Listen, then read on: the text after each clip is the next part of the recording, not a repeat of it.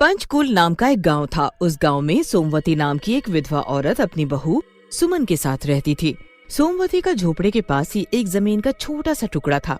उसी जमीन में सोमवती ने कई तरह के फूलों के पौधे उगाए हुए थे। उन्हीं पौधों की माला बनाकर सोमवती बेचा करती थी और घर चलाया करती थी। पर सुमन अपनी सास की बिल्कुल भी मदद नहीं करती थी। वो बस दिन भर सजने संवरने में ही लगी रहती थी। बहू, कुछ तो शर्म करो। तुम एक विधवा होकर इतना सज धज के घूमोगी तो गांव वाले बातें बनाएंगे। ये अच्छी बात नहीं है। वैसे भी एक विधवा को ये सब शोभा नहीं देता। शादी के 2 दिन बाद ही मेरा पति मर गया। मुझे सजने संवरने का मौका ही नहीं मिला। अब क्या उसकी याद में मैं पूरी जिंदगी भर रोती रहूं और तुम्हारी तरह ये सफेद साड़ी लपेट कर घूमूं? देखो माँ जी, मुझे इन गाँव वालों से कोई लेना देना नहीं। इसीलिए वो क्या बोलेंगे या क्या बोलते हैं, मुझे उससे कोई फर्क नहीं पड़ता। मुझे बस अपनी जिंदगी अपने तरीके से जीनी है, समझी आप?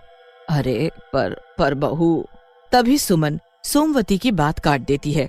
अच्छा, ये बहू वहू छोड़ो और मुझे कुछ पैसे दो। मुझे बाजार से कुछ जरूरी सामान लाना है। मैं इतनी मेहनत से 4 पैसे जोड़ती हूँ ताकि हम दोनों का पेट भर सके, और उसमें से तुम रोज आधे पैसे मुझसे मांग ले जाती हो फालतू का खर्च करने के लिए। तो और किससे मांगू पैसे? मेरा पति तो अब रहा नहीं। अगर वो जिंदा होता तो उससे मांगती ना पैसे। उसके जाने के बाद तुम्हारा हक बनता है मुझे पैसे देने का और मेरी हर जरूरत पूरी करने का। इससे बहस करने का कोई फायदा नहीं। अच्छा, ये तो बता दो कि इन पैसों का क्या करोगी? हाँ, ये बता सकती हूँ। मेरे बाल आजकल बहुत झड़ते जा रहे हैं। वो पायल है ना, उसने बताया कि एक तांत्रिक बाबा है, उसके पास हर बीमारी का इलाज होता है। बस उसी के पास जाना है। वो कुछ तो देगा मुझे बालों में लगाने के लिए। उसी तांत्रिक बाबा को देने के लिए पैसे चाहिए थे मुझे। बहू, एक बात बोलूं, ये जो तांत्रिक बाबा होते हैं ना, इनसे दूर ही रहना ठीक रहता है। वो कभी किसी के साथ अच्छा नहीं करते। माँ जी, आप फिर से शुरू हो गई अपना ये ज्ञान देने। मैं चली, बोलती रहो तुम। सुमन अपनी सास की एक नहीं सुनती और तांत्रिक बाबा के पास चली जाती है। तांत्रिक बाबा सुमन को एक शीशी में तेल देता है और उसे रोज रात को बालों में लगाने को बोलता है। सुमन बिल्कुल वैसा ही करती है। पर एक दिन सुबह सुबह जब सुमन अपने आप को शीशे में देखती है तो वो हैरान रह जाती है, क्योंकि उसके सिर पर 2 सींग निकल आए थे। हे भगवान, ये तो मेरे सिर पर सींग कैसे निकल आए? ये तो बहुत मजबूत है, उखाड़ने पर भी नहीं निकल रहे। अब मैं क्या करूं? ये कैसे हो गया? कुछ समझ नहीं आ रहा मुझे तो। ऐसा करती हूँ, मैं अभी तांत्रिक बाबा के पास जाती हूँ, शायद वो ही इसे ठीक कर पाए। छुपते छुपाते सुमन तांत्रिक बाबा के पास पहुँचती है। बाबा, देखो ना मेरे सिर पर ये सींग कैसे निकल आए। मैंने तो आपका दिया हुआ तेल लगाया था और कुछ नहीं, फिर भी पता नहीं ये कैसे हो गया। अगर किसी ने मुझे ऐसी हालत में देख लिया तो बहुत हंसी उड़ेगी मेरी। क्या आप इसे ठीक कर सकते हो बाबा? जब मैंने ही इन्हें उगाया है तो मैं ठीक क्यों करूं इन्हें? क्योंकि ये सब मेरे इस तेल की वजह से हुआ है। मैंने तुम्हें बाल उगाने का नहीं, सींग उगाने का तेल दिया था, और वो इसलिए दिया क्योंकि मुझे इन सींगों की बहुत जरूरत थी। मुझे तुम्हारे सिर से ये सींग चाहिए। इन्हें उखाड़ कर लाओ, मुझे दो। नहीं, मैं नहीं उखाड़ सकती इन्हें। अगर मैंने इन्हें उखाड़ दिया तो मैं मर जाऊंगी। बाबा, आप इन्हें अभी के अभी मेरे सिर से हटाओ, नहीं तो मैं शोर मचा मचा कर लोगों को इकट्ठा कर दूंगी। तांत्रिक सुमन के सींगों को कस के पकड़ लेता है और उन्हें उखाड़ने लगता है।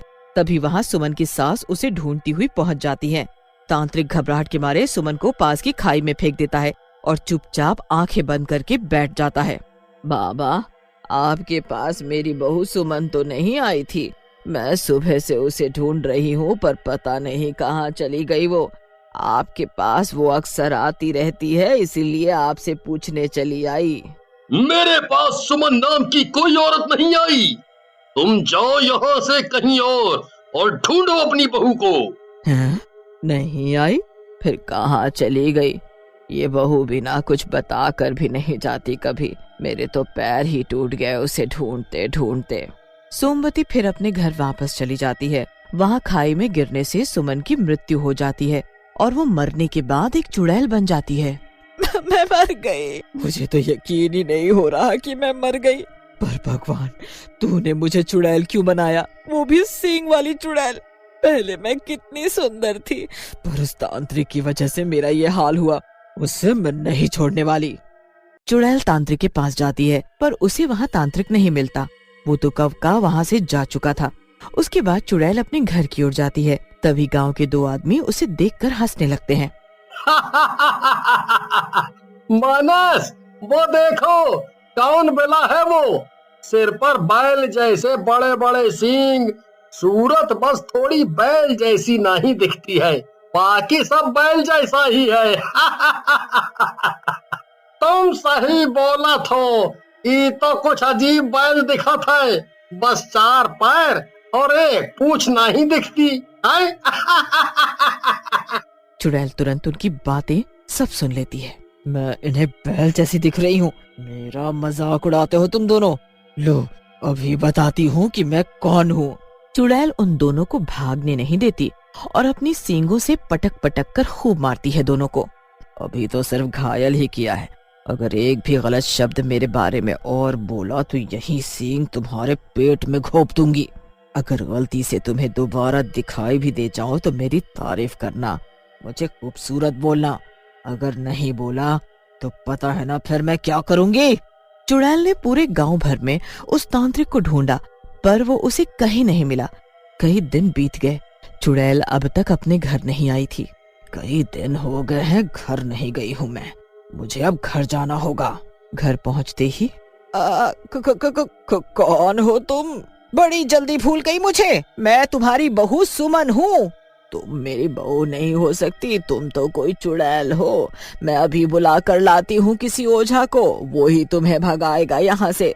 तभी चुड़ैल को गुस्सा आ जाता है और वो सोमवती को अपने सींग मारकर नीचे गिरा देती है। मैंने बोला ना कि मैं तुम्हारी बहू हूँ। सही कहा, तुम्हारी हरकतें ही बता रही है कि तुम मेरी ही बहू हो, पर तुम्हारा ये हाल और तुम्हारे सर पर ये सींग। मैं अभी ये सब नहीं बता सकती, अभी मुझे बहुत भूख लगी है, मेरे लिए कुछ खाने को लाओ। कई दिनों से काम पर नहीं गई, 1 पैसे का काम नहीं हुआ है, ऊपर से मेरे सभी फूल के पौधे सूख गए, उसके बाद कहाँ से लाऊं खाने को? अरे मैं खुद ही भूखी हूँ कई दिन से बहू। बस फिर क्या था, इतना सुनने पर ही चुड़ैल अपने सींगों से सोमवती को मारने लगती है, उसे खूनम खून कर देती है। अरे मत करो तुम ऐसा, मुझे क्यों मार रही हो?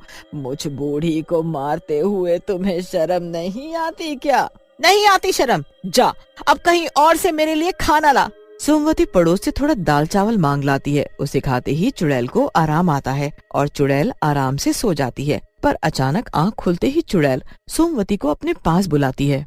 मेरे पैरों में बहुत दर्द है, नींद में नहीं आ रही दर्द के मारे, इसीलिए तुम मेरे पैर दबा दो।